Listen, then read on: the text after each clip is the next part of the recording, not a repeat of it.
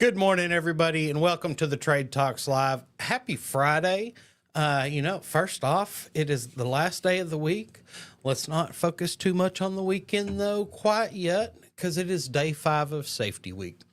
Last day of the week, guys, last major focus and push on Safety Week.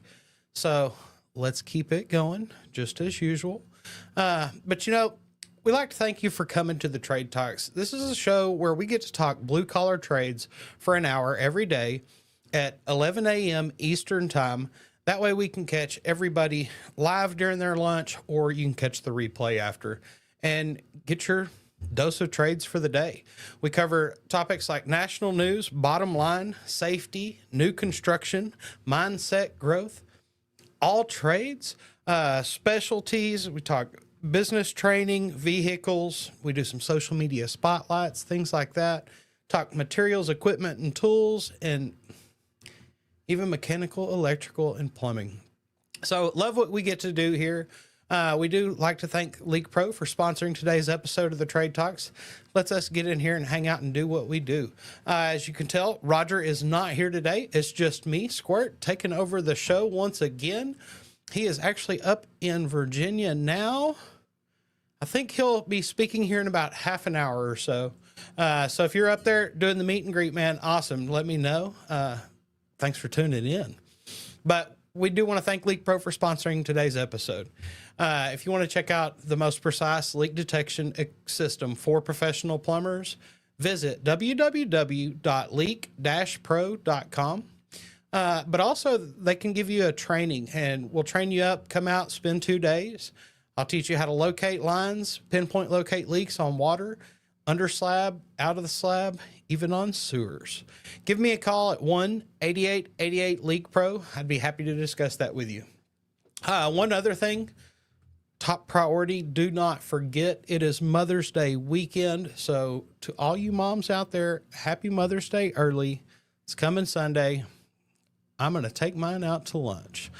But let's move on and get this show going, guys. In national news today, we're talking, construction week. One thing I forgot to click. Day 5, final day. And big push today is on commitment to excellence. Okay? The week-long focus ends with a challenge. What are you going to do different next week? When safety is not, hey, it's safety week every day, we're hammering on it. Every other day you'll get it here. We do talk safety. But focus is going to shift, and you can focus that shift from toolbox talks all the time. Start building a long-term culture. Okay. Start building out some policies, some check-ins to come back and take a look at what you've done on safety. Have you improved any? Recheck stats, things like that. And make sure everybody knows that they can report without fear. That's one of the biggest ones. A lot of guys on job, they're like, oh man, I don't want to, it may be recordable. They're going to get on to me. I'm going to lose my job, all this stuff. Probably not. I can remember I stabbed myself with a razor blade one time, cutting some braided hose, and it stabbed into my arm, and it's like, man, we tried everything we could, because they're like, look, they don't like apprentices out here. And man, an apprentice with a recordable, oh, you'll be gone quick. I ended up having to go get stitches because the butterfly kept busting open. Went and got some stitches. It became a recordable. Went and did a sit down with them and talking, and had solutions to how to prevent it in the future. They were happy to hear that. And they're like, look, no, you're not losing your job because of this, because an accident happened. No, we're going to take it. We want to learn from it. But how can we prevent this in the future? And it's like, look, we can use some different tools. We'll cut away from ourselves. We'll do some different things. And they were like, well, why'd you do it that way? It's like, look, we've done 50 of them already. Never had any problems, nothing. It slipped this time and this happened. So go back, check out, and let them know. Don't be scared to report anything that actually is there so that we can all prevent it from happening. But companies that regularly debrief after near misses, okay, any near misses, report it. Nothing happened. That's great. but near misses will lead up to an actual accident. Okay. But when you do that breakdown of all the near misses, they're 72% less likely to repeat those near misses, which means the accident never happens. Okay. So let's get on it. Let's do our part. How do you keep crews accountable without being the bad guy? You know, and that's the hard part, because you don't want to feel like the little safety police that's always running around. Your safety glasses fall out. I remember there was a guy, sheet metal superintendent. My safety glasses have got a real wide head, so they'd be on, but whenever I leaned over to drill anchors down in the floor, they would kind of come up above my eyes a little bit. He's like, "Oh, you got to get them safety glasses on." And I'd stand back up and they'd fall right back down. And I'm like, "Huh, what are you talking about?" And man, it drove him nuts. But have some fun, you know, like, it's like, look, it's there. Nothing's happening. Nothing's coming up at me. We're doing okay. But, you know, think about what you're going to do next week and start putting some things in place. Start planning it, because it is safety week. We have made it super aware, you know, get everybody involved, let them all be heard, and let's do better in the future. That's the key to it here. Now we will move into the bottom line, guys. Morning, Matt. Squirt, what's up, brother? Happy Friday. Everybody has to be safe at all times, that's for sure. Always had the first hour on the job laid out for safety talk. The crew had to participate on this subject. Yeah, and that's huge, getting everybody to participate. That's one of the majors. I always liked walking with apprentices when we entered a new area. It's like, look, spot all the hazards. Let's talk about them. What do we need to watch out for? Is there anything that we need to actually make more visible so that people are aware of?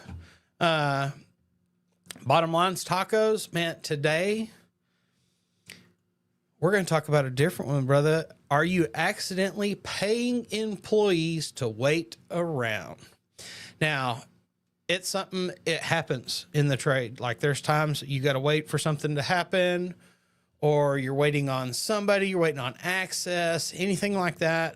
But guys, this affects your bottom line, because idle time, it's no good. There's a lot of hidden cost in idle time. That can affect your drive time, your warehouse stops, job site delays, and they're going to add up real quick before you know it, especially if you're in service, things like that, because it's a lot of jobs in a day, not just one job site that you're going to all day for the full day. So it's a little different. But are your guys waiting for materials to show up? Are they waiting on the homeowner to get there to actually open the door and let them in, because they have to leave work since they weren't really there for the whole window whenever they were told?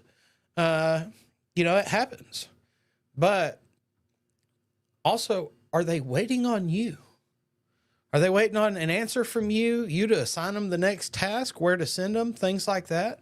This is something that you really want to take a look into, because it can truly hit your bottom line hard.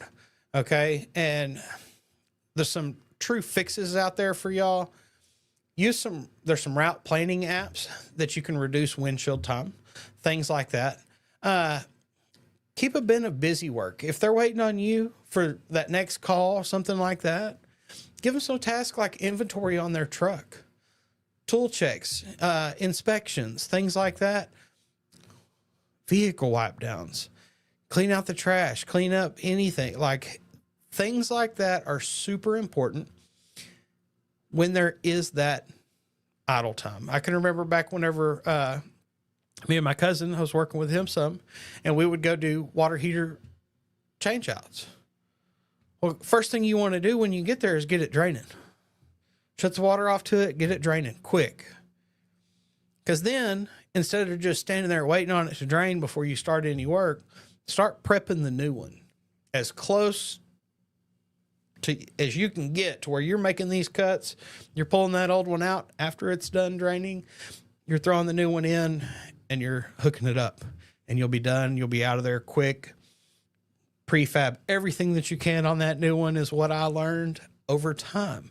because it was like, okay, well, hold on. Why are we just standing around waiting on this? Let's start getting something ready. Let's start doing this. Here's some next steps. Here's the next problems we can do.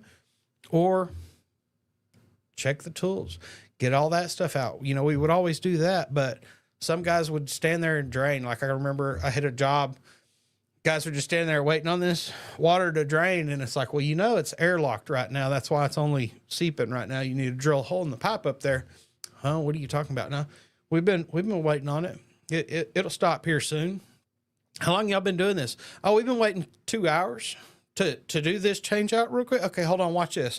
Took a screw up there, ran it through, a little self tapper, pulled it out, drained down within 2 minutes, and it was done. I said, there you go. Now it's actually done. If y'all would have kept waiting, it would have kept dribbling for about another 3 hours.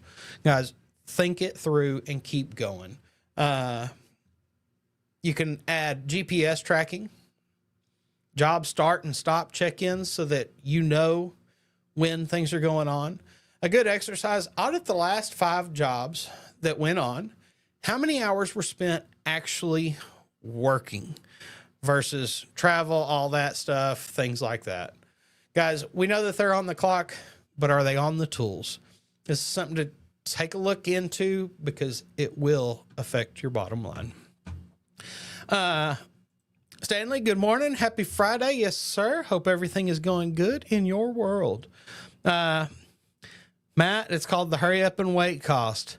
I bill it accordingly. Ha ha. But that's for sure. If you are waiting on the customer, it happens. Even the materials, you've got to plan some of that. When it's specialty work, it's not stuff that you just keep going on the truck normally. Today, let's move on into safety, for the last day of the week. Told y'all tons of safety this week. It has been 5 days. Safety standouts happening all around the country. But one here, we kind of talk about it a little bit different ways, but safety mistakes from TikTok that are actually happening on real sites. Now, we know that social media is becoming a big thing, filming what we do, showing off our work, things like that are great. But some people are doing it a little different, because, hey, going viral means visibility, right? That's cool. But some of this stuff is pure neglect, honestly. Standing in a skid steer bucket, cruising around, riding around. Now, we've done it to get lifted up as kids, things like that. I recall riding around on farms and stuff way back in the day. But they're doing it on job sites now, guys. And horseplay's cool, but there is a limit. Like riding around on a skid steer, if something actually did happen and you fell, I hope the operator can stop fast enough. Flexing while cutting conduit with no guard. I've seen some of those videos myself. Flame testing gas lines for the content. We did a video. That's how some old plumbers used to actually test gas lines long time ago. And we did a video showing you exactly how to actually test a gas line. Just take some soap and water, man. That's all you need. You can find any gas leak on a system. But when is it that funny becomes a fireable offense? Because at some point, your bosses may see the videos you're doing. And if you're riding around in the bucket of that skid steer, you may not have a job next week after the boss sees that one. So, you've got to think about it. You've got to listen. What is your crew's phone policy? Is it enforced? Are you, if you're the top, are you modeling good behavior online? If you're the journeyman, are you doing the right thing so that your apprentices learn what to post and what not to? Don't do anything dangerous or dumb, completely dumb. OSHA's watching too, I'm sure. So keep an eye on things. Be careful. I've heard some people losing jobs over things. So have you seen a TikTok safety fail recently that made you shake your head? Describe it. I've seen some goofy ones. We review and react to a bunch that we send to Dad. And he's out today, guys. He's up in Virginia speaking like we've been talking about all week. He's up there today. So my show. Let's have fun. But also, social media isn't the problem. It's the leadership vacuum that's letting people act like clowns with the camera rolling. And are the leaders at your company explaining things that we can do, what we can't do? Check your policies, make sure everything's good. And if you're a worker, make sure that you're doing what you're supposed to per your policies. Stay safe doing it. Don't show a lot of things that can get the company fined either, because that's why it becomes a fireable offense pretty quick, depending on what it is that you're posting. So post smart, that's for sure. Let's get moving on to new construction here. And high school CTE additions are creating new build-out opportunities across the U.S. And guys, what a CTE is, the Career and Technical Education Programs. Okay, and these are expanding new classrooms, labs, shops. Guys, the types of works that are needed here, there's going to need to be electrical labs built, plumbing mock-ups, ventilation training spaces, smart building tech installations. And I see it around here. One of my oldest, whenever she graduated, was whenever I first started really seeing it further east Texas. There were, I don't know, probably a dozen kids that graduated as welders with weld certs. They did an actual weld CTE program out there, which I thought was great because, there's a lot of farms and stuff around, but teach these kids a trade, teach them a skill that they can take out into the world and earn with, and that's what it's all about. But the opportunities to teach them need to be built. We've got to build them a place that they can actually learn. So there's tons of this going on. A lot of schools are expanding, adding these on, because we all know we need more people in the trades. An example of this is Texas here just allocated $42 million to upgrade high school shop programs. RFPs are live right now. Okay. And those will probably be happening over the summer. So get them in quick. It's not far off. But if you want to help fix that labor shortage, bid on the buildings that they're training your next hire. Kind of work on this, talk to them. And honestly, if you are a part of that construction, I can put you in the right place to meet the trainers, things like that, the people that are actually going to be teaching the class. Because just like I said, it could be your next hire. This could be your next apprentices that come out onto the job. And guess what? They've already got some training. They've already got a little bit of hands-on experience, not quite in the field, but in this lab setting, to where they're able to learn a lot of the basic skills needed to be able to do trades. Not just welding, plumbing, electrical. They're going to start teaching it all, I hope they start teaching even more, because that's what's really needed. We do teach everything in school. Why not trades? Let's get back to it and get back on that ball. And I'll love to see that. Miss Lori, happy Friday for sure. Not sure what's going on out there. Sounds like something busy with the dog. And there's tons of new construction out there. I loved new construction myself. I wasn't much of a service guy. I did it, learned that growing up, enjoyed that some, but I like a clean install. I enjoyed art class. You start with a blank canvas and you create. And that's kind of how I feel. Like my favorite thing is to walk into an empty mechanical room and install, because you are walking into a fresh canvas. So new construction was always my favorite way to go. For sure. All right. What do we got? Mindset growth. Being present. What happens when you actually listen to the crew? Now, this is one of the things that I learned kind of early on. And I feel like I guess I probably learned it as an apprentice, was whenever I had made up my mind that whenever I did become a superintendent, I was going to talk to the apprentices on the job and ask them more questions about what's going on out there than the journeyman. Now, I'll talk to the journeyman, yes, no problem. But I learned, listen to the bottom. Be cool with them apprentices. Sit there, have break with them. Let's have breakfast. Let's have lunch, things like that. If you're the superintendent that's just staying in that job site, that's not what you want to do. You want to listen to the crew, okay? Leadership isn't barking orders, guys. It's listening before the wheels fall off. You've got to know what's actually going on out there, and if you're not discussing it with different parts of the crew besides just the foreman that you deal with or whatever, you're not going to really know what's going on.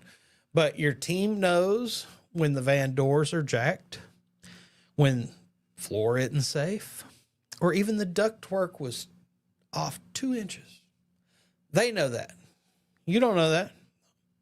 Not by walking through and looking, you're not going to notice, oh, they hung that duct 2 inches off, which is going to affect this, and then that's going to affect this. It's going to affect everybody, and then they need that 2 inches back. You're going to have to go back and move that because we already ran through all the collision courses, all this stuff. You're in the wrong place. If you're talking to people, you figure that out, okay? You hear the problems as they're happening. You know, man, what's going on out there? Man, we're struggling trying to get this piece of duct in. You know, it seems a little off. Well, did y'all check it?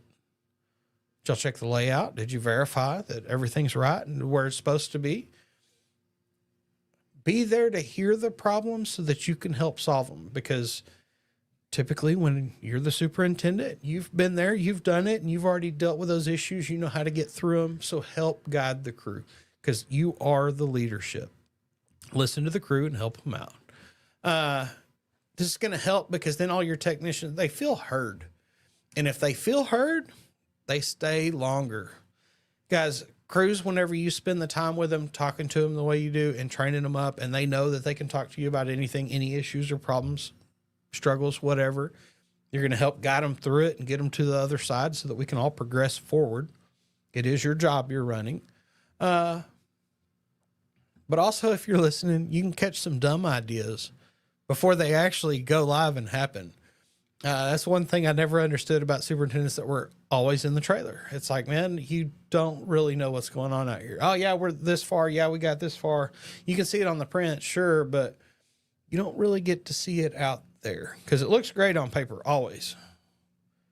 How's the install actually? Is the pipe crooked? Is it bent? Is it bowed? Did they get a bad piece? You know, any of that, you're not going to notice. But you can catch some stupid things that they're discussing on how they're going to try to deal with the problem. Catch it before they even try to do it. Start your day with what's the one thing you wish was different on this job? What's the one thing that you wish was different? And then maybe we can make that better next time. Maybe not this time. It may be too late to change it for the job you're on. Not sure. Depends on what the crew comes out with. But to be informed and know, listen to your crew. You're the leadership. Lead them on the right path. What's something that your apprentice has told you that made you rethink the plan that you had? And that's one of my favorites. Like we talk about all the time with teaching these apprentices, you know, ask them, what do you think the best solution to this problem is? See what they come up with, because guys, we're all different, but the major thing I always learned and remembered whenever I was an apprentice is, look, always listen to the low guy too. Ask them, because they see the truth. They see the worst in everybody. I guarantee it on the site, because they are the lowest person and they're going to be the ones that can give you the most insight on a project for sure. So, you know, definitely listen to that crew, be a good leader, but the first part of being able to lead is being able to listen. Okay. And every crew member is different. They are all worried about different things. So that's why you want to talk to all of them too. That's what I'm saying. I'd still talk to all the journeymen and ask them the same things I was asking the apprentices, because we're all a little different and see things different. So that's one of the majors. Let's see. Mr. Matt always has to be guidance with leadership. Fast and efficient work as a team is better than an answer of I don't know. Let me check on the crew. That's it. Like, even whenever you've got, the daily updates from your foreman coming and telling you, oh yeah, here's where we're at. Here's where we're at. Da, da, da. Can they tell you how the crew morale is? No, not without you going out there and finding out. You might be able to ask them. Maybe you've got a cool foreman that is actually in the know. You believe in the one-on-one and team talks. Oh yeah, the one-on-ones and team talks. Yes. Like, that was one of my favorites about doing our toolbox talks in the morning, every single morning. That was the first day. That's how we started our days. You made sure that you were signed in, and then you were there ready for the stretch and flex right at 6 a.m. for most job sites I worked on. Loved working at 6 a.m. I loved it whenever I'd get the guys that didn't understand, and at first they're like, wait, why are you pushing to start at 6 a.m.? Like, you really want me here that early? Yeah, dude, we're working like an hour. How long is your drive? And they're like, yeah, about an hour. I said, yeah, we want to start at 6. They're like, dude, like, I'm going to have to leave the house at like 4:45. Yeah, you will.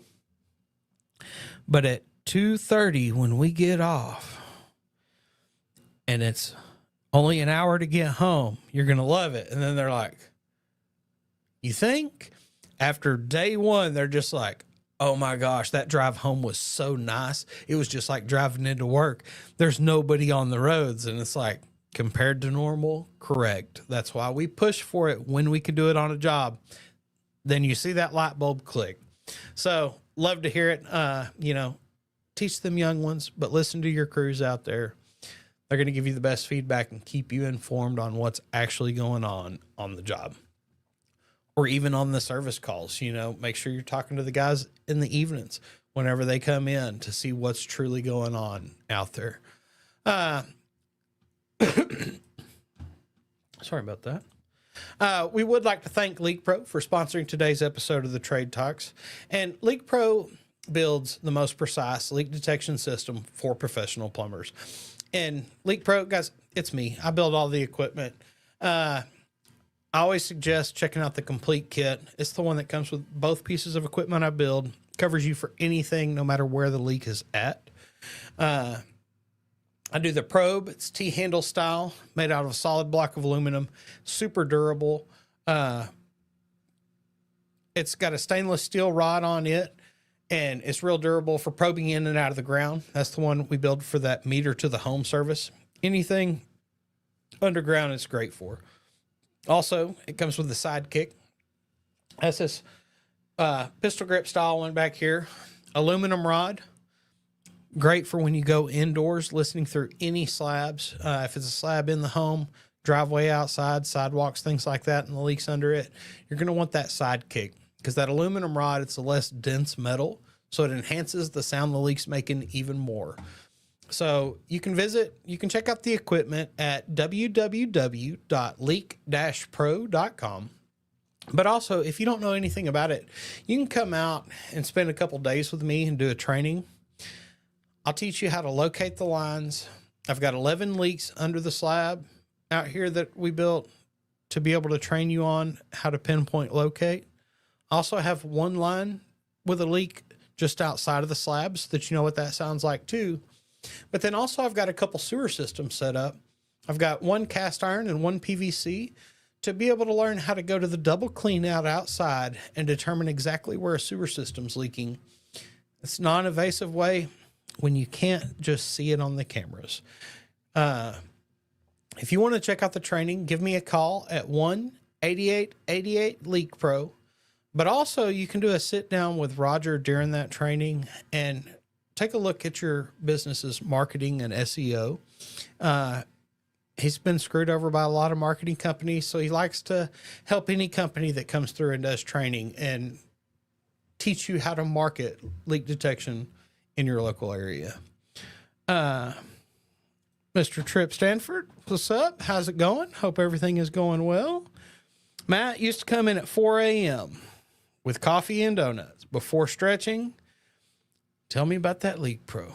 Man, 4 a.m., dude, yes. Oh, getting off that early. If you were going in at 4, I hope you were working 410s. That way you were still getting off at 2:30 and only working 4 days. Dude, I love 410s when you can actually get them in and work them. Let's get going to all trades, guys. Something a little different. What do you wish other trades knew about yours? Okay. Frustration builds when trades don't understand each other's order of operations. Okay. And this is huge. It's something I talk about all the time whenever I was an apprentice working with journeymen and stuff on large job sites. I loved watching what the other trades did.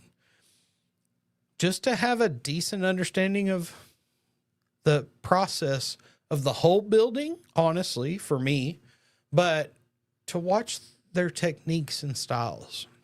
And some examples here, like drywallers covering access panels.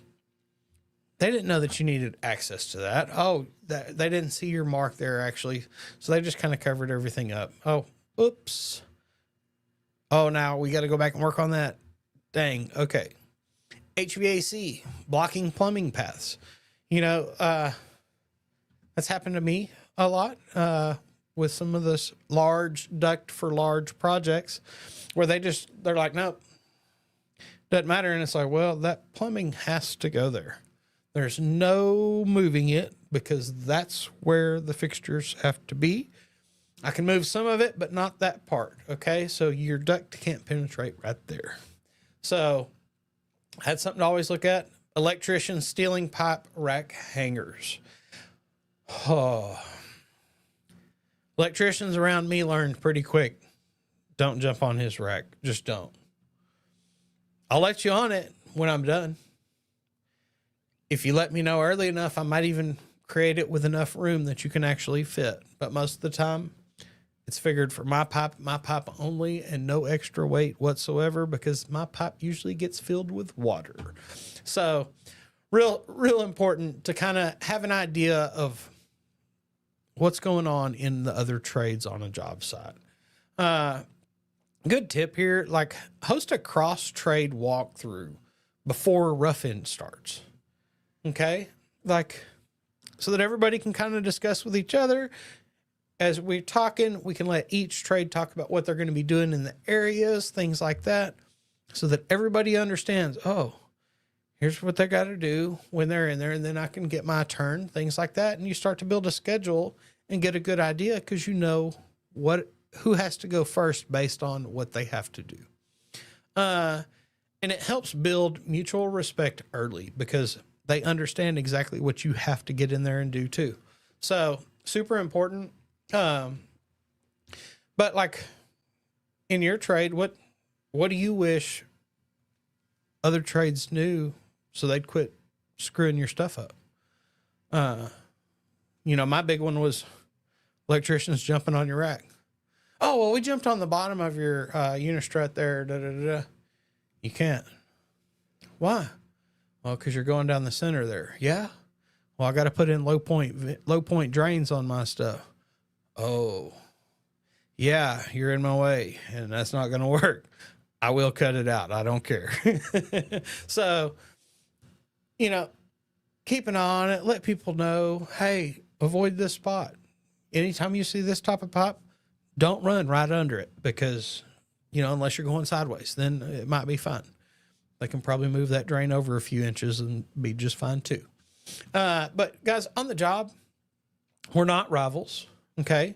We are puzzle pieces, but you better cut straight because we all want our job to go in right and the way it's supposed to be. Let's move on to some laws and licenses now. Can a trade license be revoked over social media post? Okay. And kind of like we were talking earlier about posting safety issues and problems. What if you install something wrong? Okay. Well, a real case in 2024, a contractor's license was suspended after he mocked a disabled client online. Okay. Guys, got to be careful about what you're putting out there, because on this one, the state board ruled it was conduct unbecoming and a violation of ethics clause. Even off the clock conduct can be reviewed in some licensing jurisdictions. If your trade is licensed and it requires you to be through the state, they can look through all your social media if they want. So that's something we talk about a lot. Watch what you are posting. Make sure it's the right things out there. Don't be trying to teach people the wrong things to do or showing them the wrong things. Now, you can react to others doing some wrong things and talk about it that way. That works. But don't put your stuff out there like that. Because even what you're doing in your free time can be seen when they open your accounts and look. And if it's not upstanding, then they may just say, well, we don't want to do that. Does your crew know what they post could cost the whole company? You know, and like that's a big one too, is if you post something on the job site, let's say, that looks bad on your company. Let's say the GC had a no filming policy on the job site, but you posted some stuff that you filmed on the job site and all your company's stuff. Do you think your company's not going to get run off that job site? Because it probably will. And then if your whole company gets run off that job site, do you think they're going to keep you around much longer? I wouldn't think so. So you got to be careful. Are you talking about social media at onboarding when you're bringing new people in? Today, you should be. You know, that needs to become a normal process that everybody goes through and it gets discussed with, is what you can and can't post, what you can and can't film, different things like that, because it's the world of social media nowadays. Everybody's got a phone camera in their pocket and can just click go live and be live like this. Hey, but you've got to be careful at what you are actually putting out there, guys. It's not cancel culture. It's license accountability, and it is real. Any way they can find out the information, they can use it, and you don't want it used against you. So protect your license, do things right on and off the job, on the business profile and your personal profile. It can be affected because you've got a license through your authority having jurisdiction, your state representative, whatever it is. Matt, let's see. I like 410s, but 712s are awesome. A little bit of overtime, and it's like 1 week on and 1 week off. Brother, I loved 712s. I can do about 3.5 months. I prefer to do them at night instead of the daytime myself. Seems to go by a whole lot quicker when it's that way, and you can get a whole lot done. So definitely enjoyed that. Also, I would think so if you do the work wrong or something that violates policy, that's it. Like, and you know, we see, man, we react to a lot of things, and I'm not sure if it's done by the homeowner in their homes or not. I'm not sure who's doing it all.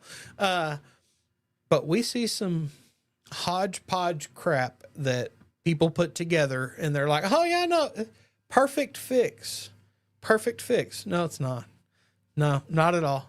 One of my favorites that just jumps into mind is when I see the lady drilling and hitting it with a hammer and they're like, oh, is this the new hammer drill?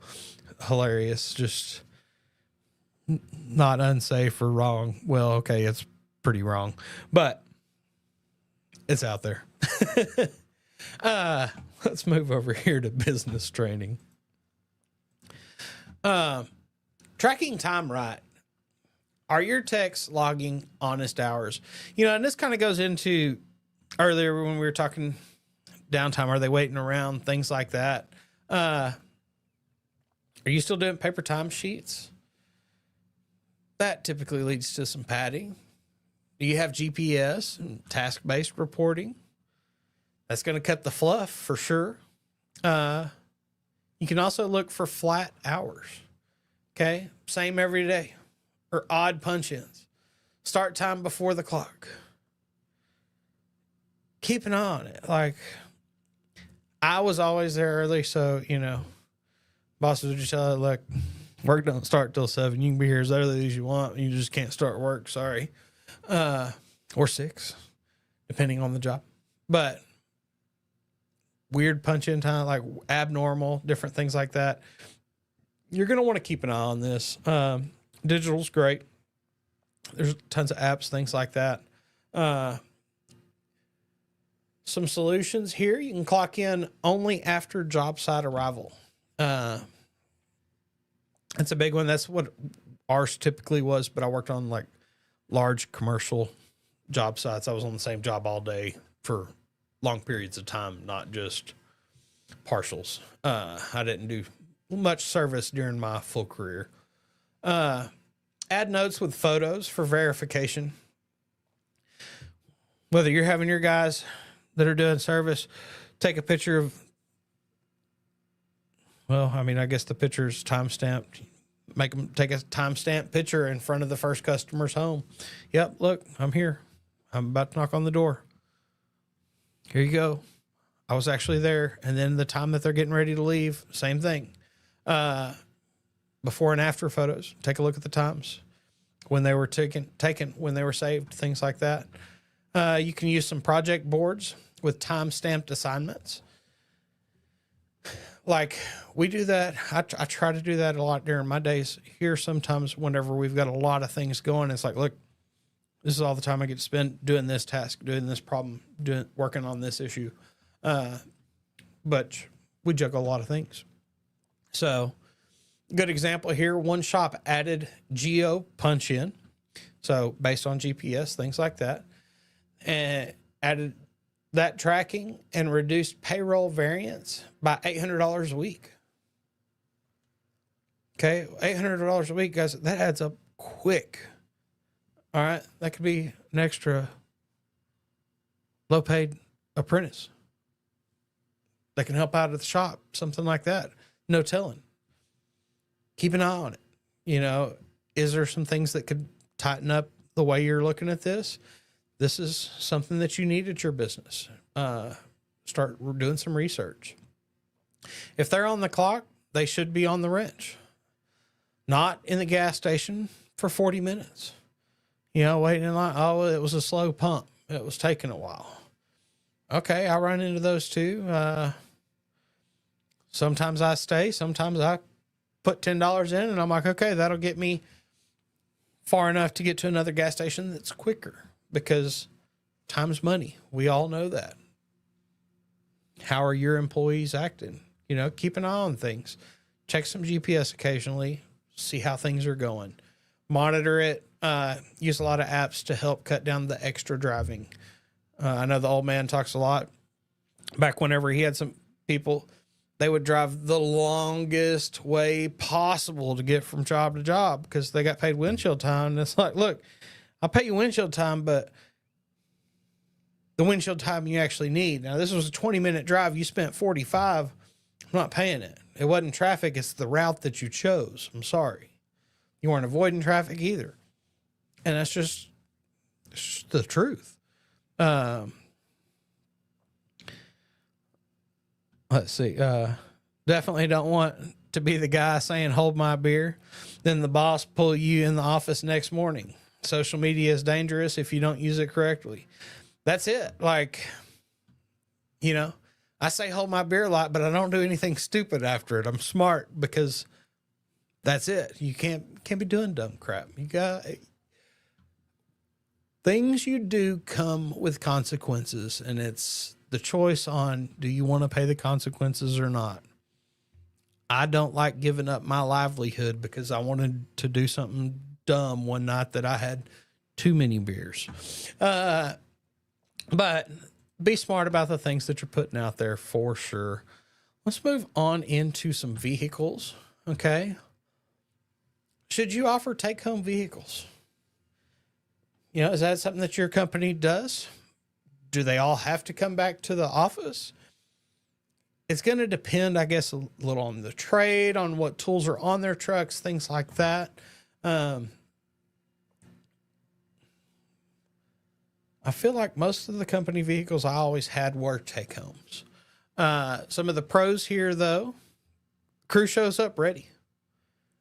Okay, like, honestly, with my truck and having it at home, it was loaded with what I needed on my time, not necessarily on any of the company time, which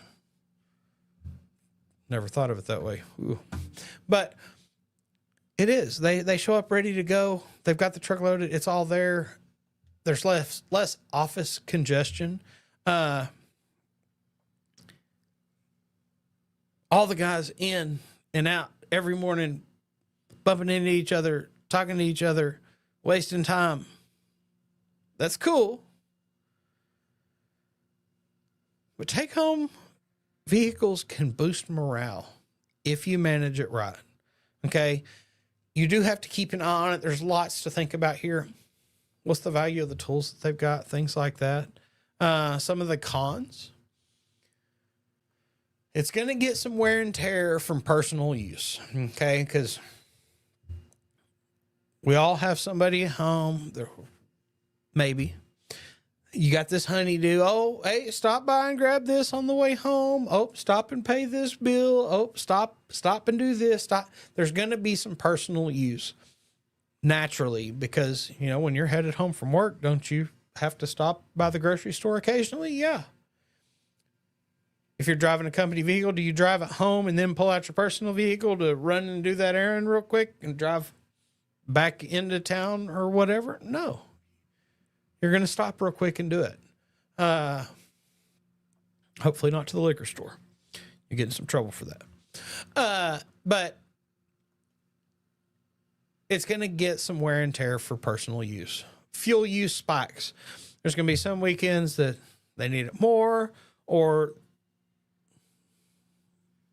not. Like, so you're going to keep an eye on that.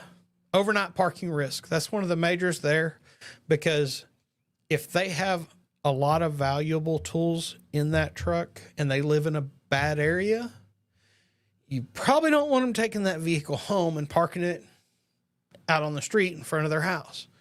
So you're going to have to think about the overnight parking risk.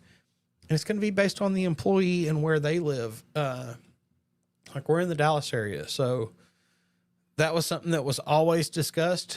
I tried not to keep a lot of things on my truck because I lived right on a very busy road. So a lot of things I made sure were strapped down, locked down tight. But it ran that risk that things could get broke into. So we had to think about that and plan on that and be ready for it. A good policy example here, limit to crew leads or on-call technicians to be able to take the vehicles home. Like my uncle's plumbing company, all the vans are locked up in the shop every night. Completely understand that. Each one's loaded down, ready to go.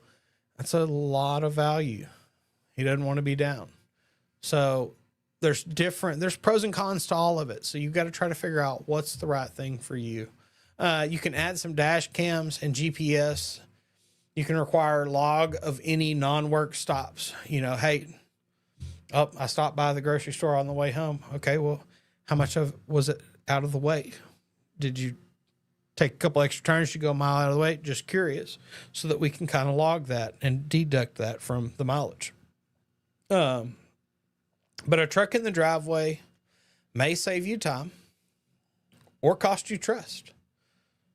It's your choice on what you want to do at your company and try to get that figured out.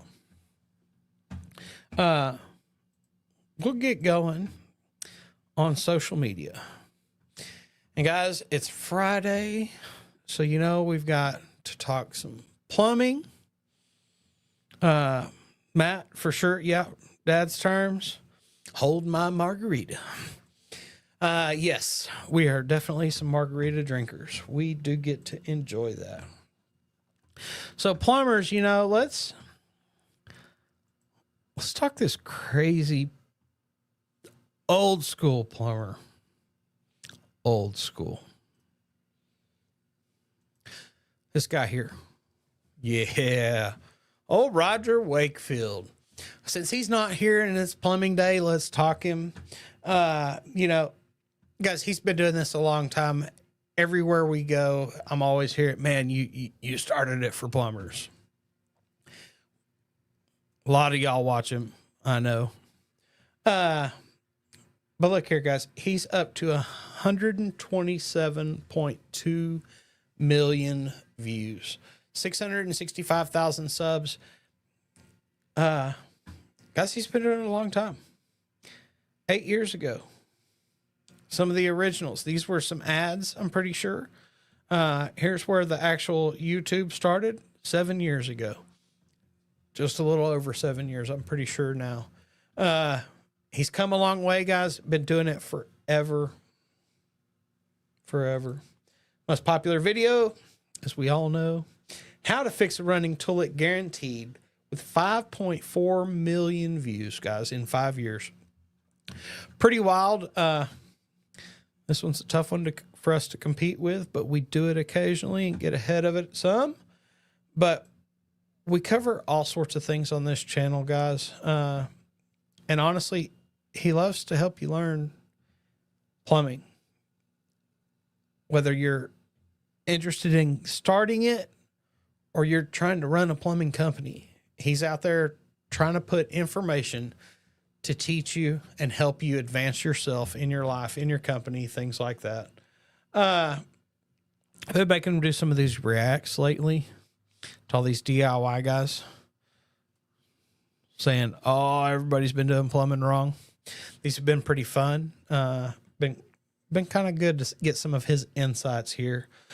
But guys, one of the majors, everybody knows him for plumbing. That's the one thing that he can tell you is search plumbing on YouTube. You're going to find me. And it's true. I see him do it all the time. We get approached by so many people that have started plumbing because of what he puts out on YouTube. And he's the OG plumber. Been around forever. I'll tell you that. Almost just as long as dirt. Yeah, he's not here. Hope he's not tuning in right now. I think he's actually speaking on stage, so I should be good.